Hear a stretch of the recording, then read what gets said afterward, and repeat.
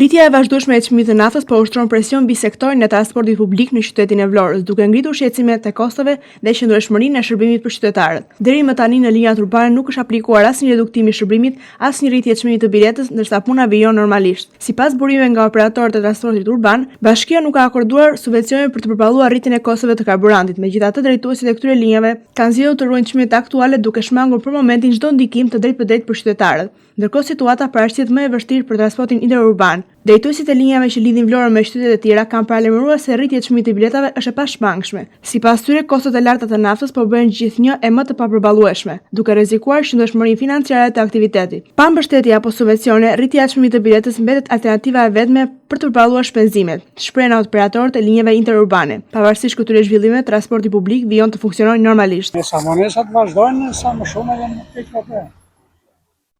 Ka reduktim, shkak ndoshta edhe për rritjen e çmimit të naftës apo? Patjetër që duhet të ketë reduktim, se përderisa shkritur edhe ata llogarisin që të mos u ikë rruga. Ju sa keni shqipërisë? 8 panqerek në orën 10 do nisi. Llogaritë.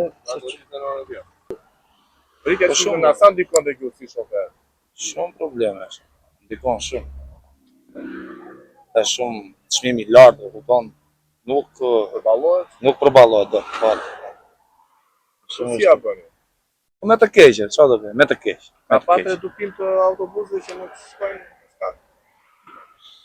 Me rast. Me raste. Do ndikoj kjo në rritjen e çmimit të biletës? Edhe më ndikoj, kupton se nuk ke leverdit, kupton. Me çmimin që është tani, s'ke leverdit ashtu. Ta mbash çmimin minimal, kupton? Nuk ke leverdit. Janë taksat, janë tëra, janë rroga, janë siguracionet, janë tëra, kupton? Se mban dot me çmimin e naftës.